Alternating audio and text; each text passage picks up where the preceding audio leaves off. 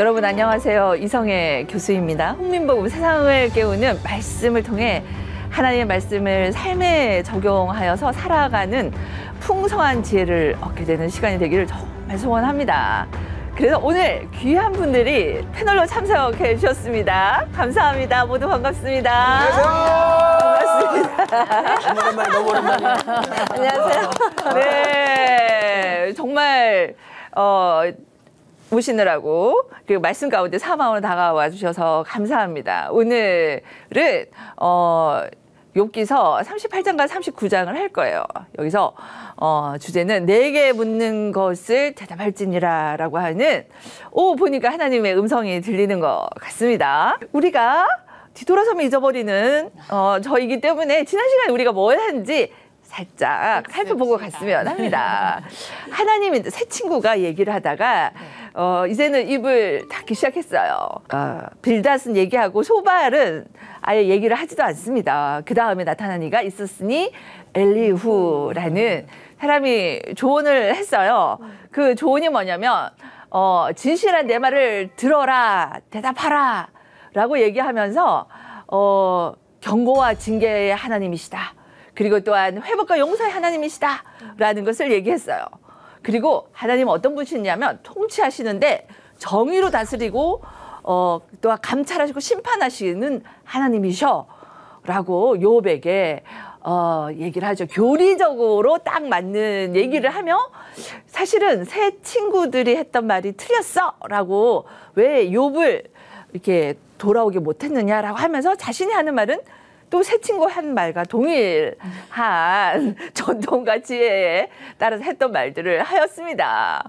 그래서 얘기할 때에 이제 욥은 우리가 엘리후가 한 조언이 이러한 것들이었어요. 그래서 이제는 엘리후가 이렇게 조언한 것에 대해서 우리가 무엇을 배울 수 있는지 한번 알아보았는데요. 첫 번째는 이웃을 향한 정직과 진실됨을 살자라고 우리가 얘기를 했어요. 우리의 삶을 돌아봤을 때 엘리후처럼 내 말이 정직하며 진실이다라고 자신 있게 말할 수가 우리가 있겠습니까?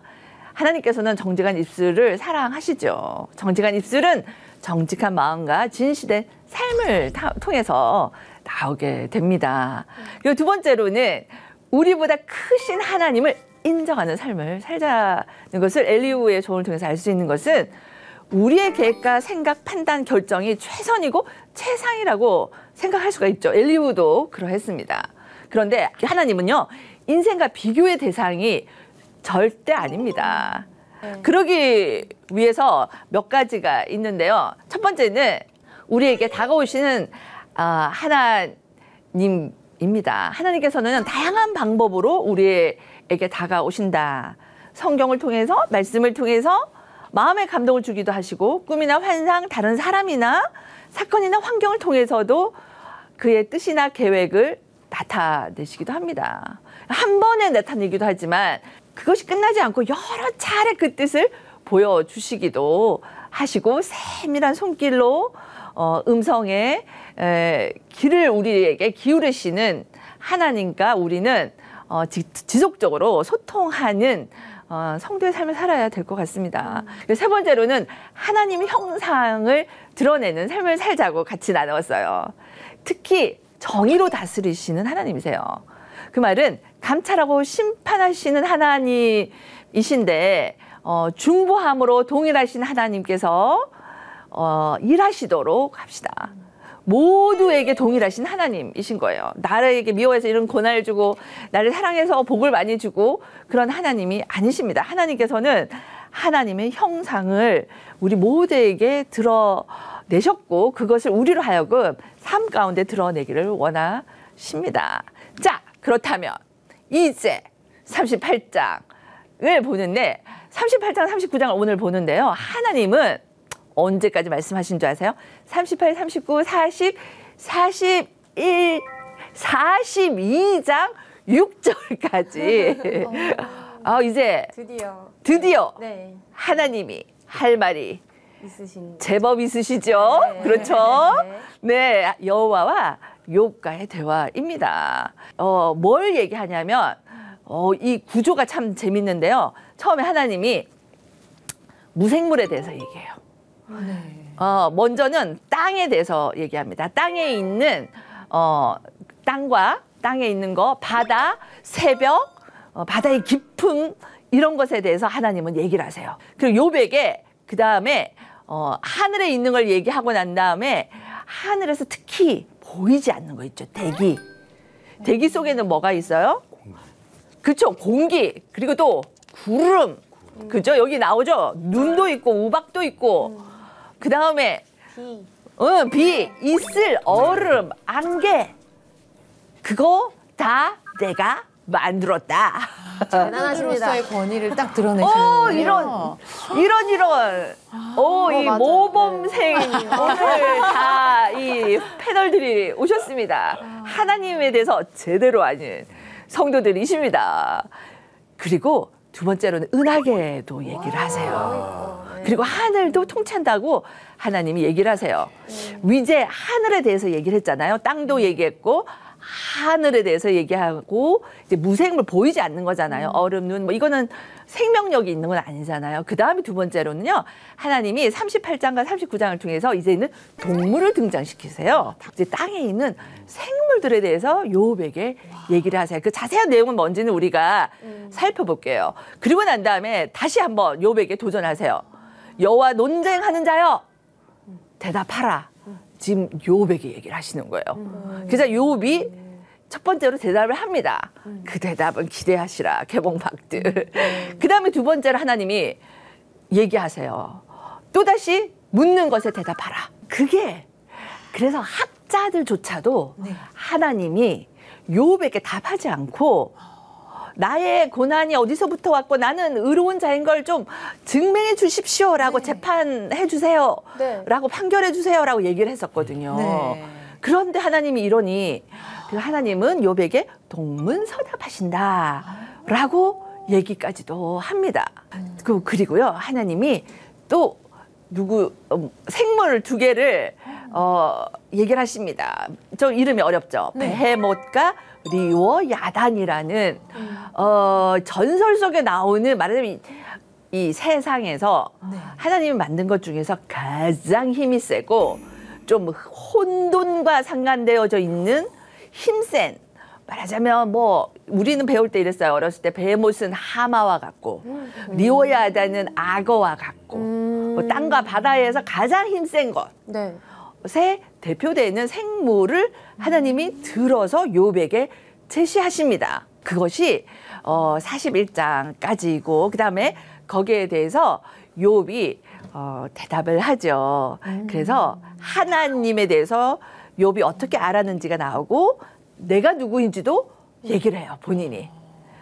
그 다음에 욥의 회개가 나옵니다. 그러면 좀 그림이 그려지시나요? 자, 하나님이 너 허리 묶고 나와 얘기해보자 라고 맞짱 말하자면 얘기해보자 했는데 뒤에 욥이 회개하는 거 보니 누가 수구리 했는지 대충 감이 잡히시죠? 여기까지가 하나님과 욥의 대화의 큰 그림이에요. 근데 이것이 하나님은요 이 욥과의 대화를 무조건 혼자 끌어가지 않으세요. 뭐냐면 질문과 대답을 해요. A 여기 보이시나요? 보면은 여호와께서 묻는 것에 대답하라. 하나님이 질문하시는데 대답하라라고 얘기를 하시죠. 근데 욥은 대답을 하는데 내가 무엇이라 주께 대답하겠습니까? 라고 질문으로 대답을 해요. 놀랍죠? 그렇다면 우리 처음 하나님이 어떻게 등장하는지 이거 중요하지 않을까요? 네.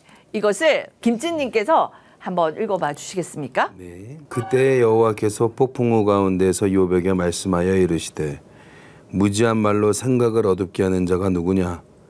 너는 대장부처럼 허리를 묶고 내가 내게 묻는 것을 대답하였지니라. 아멘. 네, 그렇죠. 하나님께서 폭풍우 같아서 얘기하세요. 예를 들면 그건가요? 여러분 상상을 해봅시다. 뭐냐면 바람이 윙윙윙 불어요. 그러니까 바람이 부는데 막 이 덩쿨들이 날려다녀요. 그리고 사막 같은데요. 메마른 곳이에요. 그 가운데 신발이 딱 보입니다. 그 뒤에 징이 별표된 징이 딱 박혀져 있어요. 네. 네. 그리고 음악이 윙윙윙 하고 불고 근데 카메라가 쫙 올라가는데 권총 두 자루가 딱 꽂혀져 있어요. 서부의 사나이. 그러면 나오는 게 서브웨이 사나이 카우보이가 카우보이 총잡이가 나오는구나. 네. 아, 딱 알 수가 있겠죠. 네. 말하자면 하나님께서 등장하심이 폭풍우 가운데 나타내고 계세요. 근데 이 폭풍우는요, 사실은 하나님께서 이제 욥의 자녀들이 대풍 가운데서 사실은 그들의 생명을 잃게 되었습니다. 네. 여기 장혜원님 잠깐 네. 이거 읽어주시겠습니까? 거친 들에서 큰 바람이 와서 집 내 모퉁이를 치매 그 청년들 위에 무너짐으로 그들이 죽었나이다. 나만 홀로 피하였으므로 주인께 아뢰러 왔나이다 한지라. 네. 여기에서 욥의 자녀들이 대풍 가운데서 이제 죽음을 당하였어요. 그러니까 말하자면 바람, 큰 바람 이러면 욥에게는 어떻겠습니까? 무섭고 엄청난 너무 두려운 트라우마와 그다음에 아픔과 고통의 현장이 아니겠어요? 네. 근데 두 가지로 볼 수 있을 것 같아요. 하나님께서 폭풍우 가운데 나타나시면서 폭풍우 오면 나 창조주야라고 등장하기가 딱 좋지 않습니까? 네. 재밌게 한번 표현을 해보자고요. 네. 하나님께는 폭풍우 큰 바람 가운데서 딱 나타나시면서 나 하나님이야 하고 등장하시는 좀 위트 있으신 하나님이시며 욥에게 있어서는 하나님께서 자신의 다른 것을 다 잃어도 우리에겐 그렇잖아요. 우리의 자녀, 자식이 가장 중요하잖아요. 그 자녀가 다 죽게 된 큰 바람. 말하자면 하나님께서는 욥의 가장 그 아픈 부분에 그 모습을 이렇게 직면하도록 딱 나타나시는 모습으로 보여지기도 합니다. 여기에서 무지한 말로 생각을 어둡게 한 자 누구냐? 너는 대장부처럼 허리를 묶고 묻는 것을 대답하라 라고 얘기를 하고 있습니다. 이거는 인생으로서 이해할 수도 없는 정말 하나님의 영역이 있음을 알고 인생의 한계를 인정하고 받아들일 것을 말씀을 하고 있죠. 네. 그래서 하나님을 향하여 논쟁하고 고발하는 것이 바른 태도가 아니라 하나님의 섭리와 주권 아래 있음을 인정하고 하나님을 하나님으로 인정하고 아는 것이 참된 지혜이다라고 얘기하는 것입니다. 그래서 하나님은요, 자연 질서와 역사 섭리, 역사 섭리라면 인생의 삶의 여정이잖아요. 이것을 하나님이 통치하고 다스린다라는 것입니다. 그래서 안근조라는 교수님께서는요, 이렇게 얘기하세요. 욥의 정체성을 이렇게 부각시키는 것이 욥기서의 주제다라고 얘기하는 거예요. 무질서 가운데 있는 욥이 지금 힘들고 어렵잖아요. 막 고통 가운데 있는데 하나님께서 창조주로서 등장하셔서 욥을 새롭게 창조하시는 창조의 음성이다 라고 이렇게 얘기하는데 너무나도 좋은 해석인 것 같아요. 그래서 멋진 시의 형식을 빌어서 창조주 하나님께서 창조하신 우주, 자연, 동물 이걸 다 등장시켜주시면서 여호와가 창조주야라는 것을 나타내고 계십니다. 그래서 욥이 스스로 하나님이 누구시고 자신이 어떤 존재일지 알도록 말씀하고 계시는 것입니다. 그래서 진정으로 하나님을 알게 될 때에 노인갓 될 때에 우리가 누구인지 알게 되는 거예요. 그래서 여기에서 하나님은 창조주이심을 드러내세요. 그리고 이제 욥은 무지하고 정말 하나님의 모르는 하나님이 가지고 있는 지혜를 인생이 다 알 수 없음을 얘기합니다. 그래서 하나님의 형상으로 만드는 존재이다라는 것이죠. 그러나 하나님께 만들어진 피조물인 거예요, 욥도. 네. 네. 말하자면 메이드 인 갓이에요. 네. 메이드 인 차이나, 메이드 인 아메리카가 아니라 메이드 인 갓입니다, 우리가. 네, 네, 네. 그 말은 메이드 인 갓이니까 하나님이 만들어 놨으니 하나님의 섭리와 통치 속에 있는 자다라는 것. We belong to God. 하나님께 소속이 하나님 소속이다라는 것을 사실 여기에서 얘기해 주고 있습니다. 그것이 솔직하게는 38, 39장의 주제입니다. 그러면 우리가 앞부분을 좀 한번 살펴볼까요? 이제 하나님께서 무생물을 얘기를 하세요. 우리 강래희님께서 네. 4절부터 한번 읽어봐 주시겠습니까? 네. 내가 땅의 기초를 놓을 때에 내가 어디 있었느냐? 내가 깨달아 알았거든 말할지니라.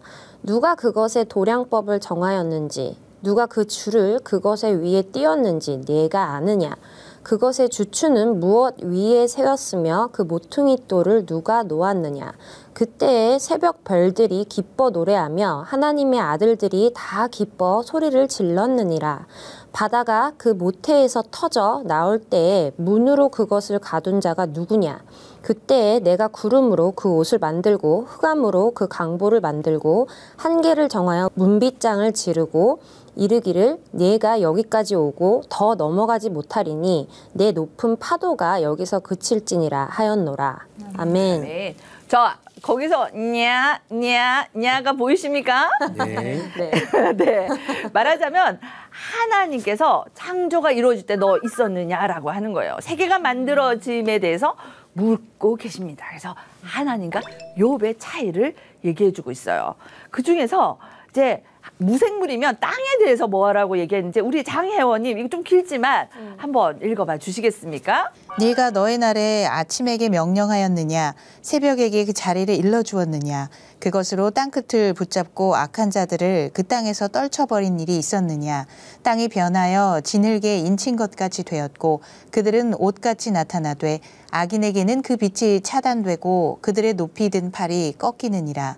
네가 바다의 샘에 들어갔었느냐 깊은 물밑으로 걸어 다녀 보았느냐 사망의 문이 네게 나타났느냐 사망의 그늘진 문을 네가 보았느냐 땅의 너비를 네가 측량할 수 있느냐 네가 그 모든 것들을 다 알거든 말할지니라. 아멘. 아멘. 여기 보니까 어떡합니까? 자, 보이셨습니까? 여기에 보면 아침도 나오고 새벽도 나오고 땅도 그죠? 나오죠. 그리고 바다의 샘 그리고 땅의 너비 18절에 보니까 땅의 너비 이 모든 것 내가 만들었다라고 얘기를 하고 계십니다. 그러니까 땅에 있는 거 하늘에 있는 것도 그러지만 땅에 있는 것도 그래요. 이제는 대기 속에 뭐가 있냐면 광명, 흑암 이것도 하나님이 만들었다라고 얘기하시는 거예요. 그리고 또한 홍수, 광명이 또 나오죠. 그 다음 25절에 보면 홍수도 하나님께서 물을 터주었고 우레와 번개의 길도 내셨다고 하십니다. 그러니까 하나님이 이 모든 것을 하셨다라고 말씀을 하고 계십니다. 그 다음에 이렇게 창조하신 하나님께서 동물의 세계를 얘기하는데 장혜원님께서 38장 39절에서 39장 4절까지 한번 읽어볼까요? 네가 사자를 위하여 먹이를 사냥하겠느냐 젊은 사자의 식욕을 채우겠느냐 그것들이 굴에 엎드리며 숲에 앉아 숨어 기다리느니라. 까마귀 새끼가 하나님을 향하여 부르짖으며 먹을 것이 없어서 허우적거릴 때에 그것을 위하여 먹이를 마련한 이가 누구냐 산염소가 새끼 치는 때를 네가 아느냐 암사슴이 새끼 낳는 것을 네가 본 적이 있느냐 그것이 몇 달 만에 만삭되는지 아느냐 그 낳을 때를 아느냐 그것들은 몸을 구부리고 새끼를 낳으니 그 괴로움이 지나가고 그 새끼는 강하여져서 빈들에서 크다가 나간 후에는 다시 돌아오지 아니하느니라. 아멘. 여기서 동물을 얘기해요. 여기서 보면 까마귀 있죠? 까마귀 있고 산염소도 있고 보면은 사자도 나와요. 그죠? 사자.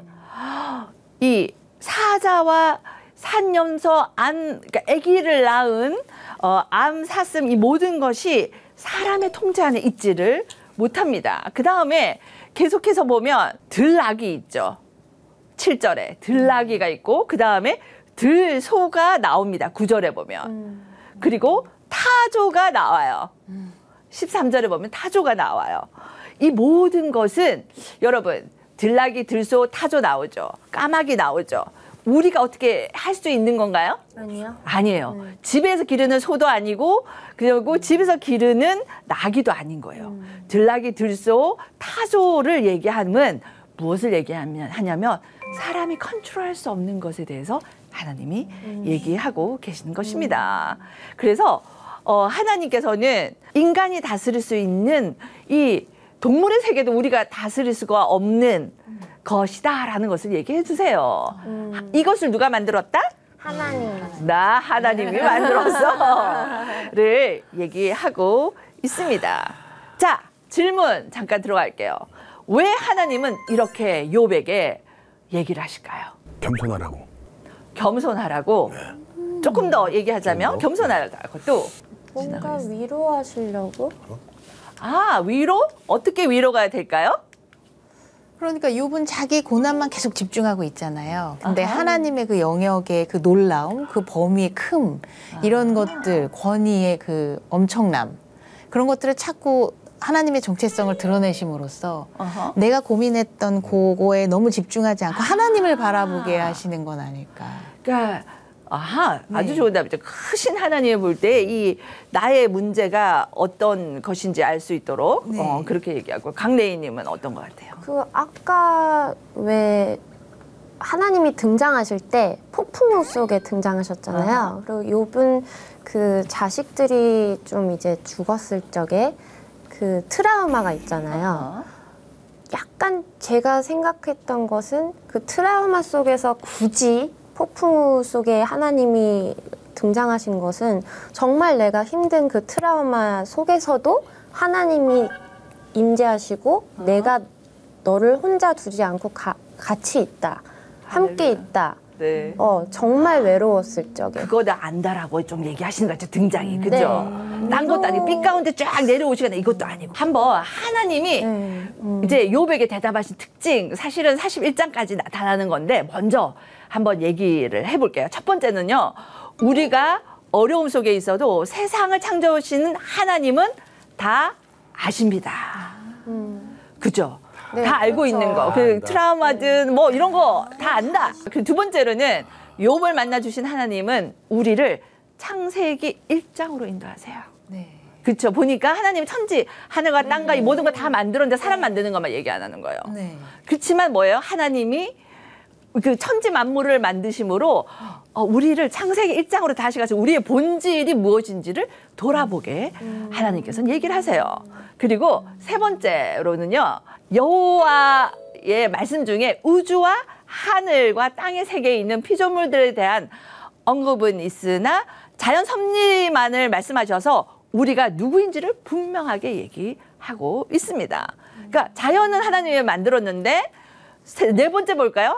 하나님은 다른 자연과 얘기하지 않으세요. 누구와 얘기하세요?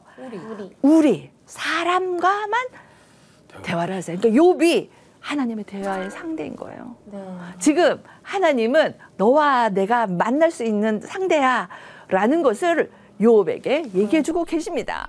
하나님은 우리에게 질문하세요. 그런데 욥기서를 통해서 너 지혜자냐? 너 어디 있었느냐? 너 능력이 있느냐? 너가 이 문제 해결할 수 있어? 라고 다시 질문하심으로 우리가 누구에게로 돌아오도록? 하나님께로. 그래서 하나님은 나타나 말씀하심으로 우리의 문제, 상황, 고난에 응답하십니다. 네, 누구에게 초점? 하나님께. 근데 하나님이랑 우리가 대화할 수 있는 존재이고, 그리고 주변에 일어나는 것 내 통치 아래 있지 아니하고 누구 안에 있다? 하나님 앞에 있다. 우리를 오늘도 하나님은 많은 욥에게 주신 38, 39장을 통해서요, 우리로 창세기 1장으로 들어가서 하나님이 누구신지를 본질을 보게 하고, 우리의 본질, 우리는 피조물이야. 하나님 손 안에 있는 사람뿐이야. 모든 것 통치는 하나님께 있구나. 고난의 문제, 해결할 수 있는 어려운 문제도 그분 손에 있다라는 것을 알려주고 계십니다. 고구마 오늘- 같았던 욥기가 그냥 사이다 뚫리듯이 오늘 좀. 그렇죠. 그러면 우리 네. 오늘 우리의 삶을 다시 한번 창세기 1장으로 돌아가는 저와 여러분이 되기를 바랍니다. 그래서 하나님이 창조해 주시를 만나고 하나님 앞에 우리가 누구인지 다시 돌아보는 시간이 또한 되었기를 바라고, 그렇게 우리 삶을 살아냅시다. 네, 오늘도 함께 해주셔서 감사합니다. 감사합니다. 감사합니다.